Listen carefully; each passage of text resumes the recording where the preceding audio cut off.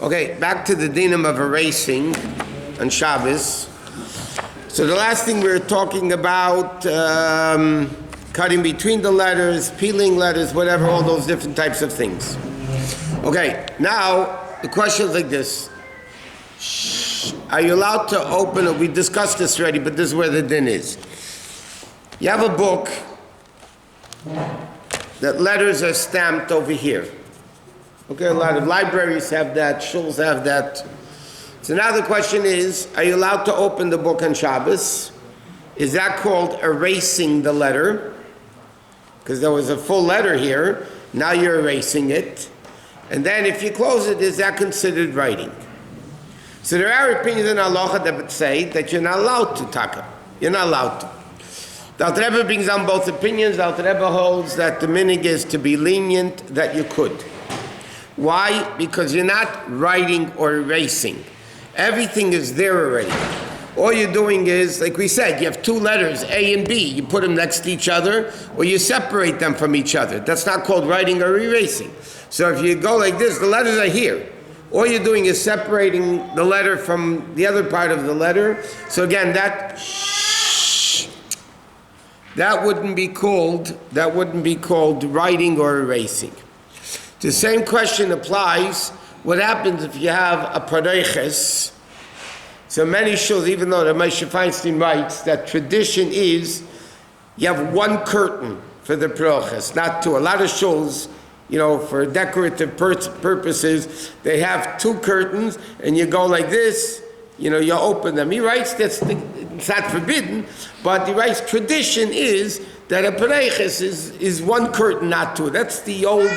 Today it's a little bit different. A lot of places have two. But anyway, the question is, what happens if you have letters, okay, and then you pull the pareiches apart? Is that called erasing? Same thing with the book. Is that called erasing the letters? And then when you put it back, is that called writing letters? So that's much less of an issue even than the book, because this is mamish not next to each other. The book is a bigger problem, but even that wouldn't be an issue. Now, a lot of times, you don't have this as much as it used to be. They used to stamp on fruits with edible ink. They would stamp like a name or a number on the fruit. So now, if you want to wash the fruit before eating, you're actually going to be erasing the letter. So you wouldn't be allowed to do that, because you're mamish erasing the letter. It's rabbinically forbidden because you're not doing it for the sake of writing, but it'll still be rabbinically forbidden. So therefore, what you need to do is really, if you peel it, you have to make sure that you peel that whole thing with one peel. Because if you do it in two, you're going to be ripping letters. But even washing it off would be a problem. We learned yesterday, if you have letters written on your finger, you're not allowed to wash your hands on Shabbos. Remember, or a design or whatever. If it's an ink stain, that's not a problem. The same thing, you have to be very careful when people open up wrappers on Shabbos. Not wrappers, music wrappers, food wrappers. They open up wrappers, you rip it open, and a lot of times there's letters all over the place. It's really, if you look at some wrappers, are very hard, literally, to open on Shabbos, because it's almost impossible, unless you know exactly and take your time doing it, then you're going to be inevitably cutting letters, which makes it a psikration, which would be forbidden. Anyway, so you have to be careful when you open packets or stickers, whatever it is, you have to make sure that you're not going to be ripping letters, tearing letters, because that's erasing. And again, it's not for food, because again, the eating has nothing to do with the food. You can't erase letters anyway, even for food. Or let's say you have on a window that became fogged up. So remember, we learned in the malacha of writing, you can't write letters on it. Even though it doesn't last, it's still rabbinically forbidden. So if you have, let's say somebody wrote letters on the window by mistake, you can't come now on Shabbos and wipe off the window. Because then again, you're erasing the letters that they wrote. So even though it's not permanent letters, but nevertheless, you're still doing that which you wouldn't be allowed to do. Ink you could wash, we said, okay, another thing is like this. People years ago, today nobody has newspapers, but years ago people used to wipe up spills with newspaper. They had a lot of newspaper, right? It was like all the junk. So they would use it to clean up a spill or something like that. So on Shabbos, you can't use a newspaper to wipe up a spill. Why? Because when the newspaper is going to get wet, it's going to erase the letters. And then you're erasing letters on Shabbos, which you wouldn't be allowed to do. There's a lot of people should just be aware, the general concept of erasing or writing on Shabbos. You have to be very careful when you come to do certain things on Shabbos, like a bencher, to bench, to Birchat HaMazon. So if it's stuck together, or sometimes you're going to even, when you separate them, you can actually pull off ink from the covers. So all these things are forbidden on Shabbos. Just people have to keep this in mind. Then you go into another interesting topic, which I don't know if people want to hear it, but we're going to say it anyway. Because of erasing, which is one of the halachos of Shabbos, the Chachamim said you cannot read certain materials on Shabbos because you might come to erase or write. So for instance, there's what's called shtari hadyatis, business-related documents. Anything that has to do with business, any document, you're not allowed to read on Shabbos. But just to give you a very interesting example, and people are not careful with this, and poskim write, the contemporary poskim write that people are not aware of this. Any newspaper, you cannot read a business. B'chal, generally speaking, we'll learn later. There's a big argument in halacha. You're allowed to read newspapers on Shabbos. B'chal, is it part of the decree that you might come to erase or tear something or whatever it is? So, sometimes you need to read a newspaper to get ideas or for dangerous things, to get the news. Today, nobody gets the news from the newspapers. You get the news before the newspaper is printed. You get it online. So years ago, during the war, people needed to get information from the newspaper. So then poskim said you're allowed to read, certain, but you can't read any part. I'll give you an example. Wall Street Journal, you're not allowed to read on Shabbos. Why? It's business. It's a business newspaper. Business things you're not allowed to read on Shabbos.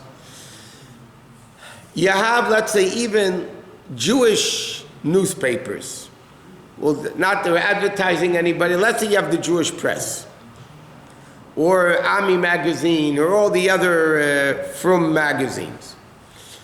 Obviously, according to most poskim, you can read them on Shabbos because it's Divrei Torah, there's stories. But you're not allowed to read any of the ads. You're not allowed to read any of the ads, not in the Jewish press, not in Ami magazine, not in Mishpacha magazine, not in Allgemeiner Journal, any newspaper or magazine that has advertisements. That is reading business material on Shabbos, which is not allowed. And the truth of the matter is, it's not that easy to read a newspaper without forgetting and starting reading the ads. It's a good, it's a good sale, it's a good this, a good that. So people have to be about. I'll give you an example. The question about if it applies today or not. But people used to have a list of guests, a guest list. So you're having a dinner, okay? So there's a lot of detail. I'm just bringing out a general point, and the details we'll get to. You're not allowed to read a guest list on Shabbos. Why? You might change your mind and say, oh, this guy's not coming, so I'm going to cross off his name. I'm going to erase his name. Or this person I need to add to the list, so therefore maybe I'm going to write a name. So Chacham said you're not allowed to read a guest list. It's a Gemara, by the way, not even Shulchan Aruch. The Gemara says in Shabbos, you're not allowed to read a guest list. Not the host. Other people could read the guest list because we're not afraid they're going to add names and take off names because they're not in charge. But the host would not be, what? You're sponsoring a Shabbat dinner, right before Pesach, because you know people have already koshered their homes. Right? Some people pay to come. You have a list of people who are coming. You can't read the list to determine who's supposed to be. So some poskim hold, if it's a sudas mitzvah, you could because it's a mitzvah. Not everybody agrees with that either. Because the bottom line, you might erase, you might write, you might, so anything that has to do with something that it's a document that you might erase, that you can't, what? So how do the Mashpim take note of who's coming from Seder and Yeshiva on Shabbos? How do they take notes? So a lot of them, they have the paper and some of them the paper. That's a mitzvah, to see if somebody, no, it's a mitzvah to see, it's not a suda that you're going to erase a name or whatever. So many poskim hold if it's a mitzvah. It's not even sudas mitzvah. It's not a guest list. I take mental attendance in shul also. Who comes and who doesn't come. Uh-oh. Yeah. I don't write it down. I don't know half the names. But I know faces. So again, you can't, any document that would be, I'll give you another example. There's and this they also write you're allowed to. You make an appeal on Shabbos. So years ago it was more common than it is today. They would give out pledge cards, like Yisker appeals or whatever. They would give out pledge cards, and they would have at the bottom of it, you could band up, whether it's $18, $25, $100, you know what I mean? Years ago it was $2, $3, $5, $10, $18. Wow, that was a big donation already. But, so then the question is, were they allowed to give them out? That if a guy wanted to pledge, let's say, $25 for Yisker appeal, they would just bend, they would have the name on it from before, they knew who was coming, and then they would give out the cards, and the guy would bend in $25, so you know that he pledged $25. Today nobody does it.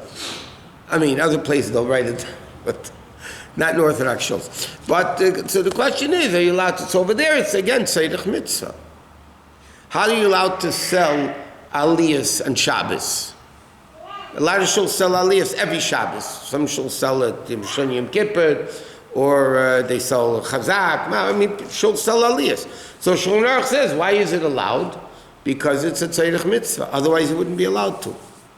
You wouldn't be allowed to make an auction in a shul for artwork. You wouldn't be. That's business. You can't do business on Shabbos. This is people giving tzedakah, so it's not business. Okay, like a bar mitzvah. Okay, so again, a lot of books you wouldn't be allowed to. We'll get into that. It's late already, but tomorrow we'll discuss. Like a lot of books you're not allowed to read on Shabbos. You'd be surprised what you're not allowed to read on Shabbos. And by the way, then there's another interesting part of this. If it's a book that you're not allowed to read, then the book becomes muktzah. Because you're not allowed to read it. If you're not allowed to read it, then you can't move the book, period, because it's muktzah. Well, we'll get into more of those dinim eventually.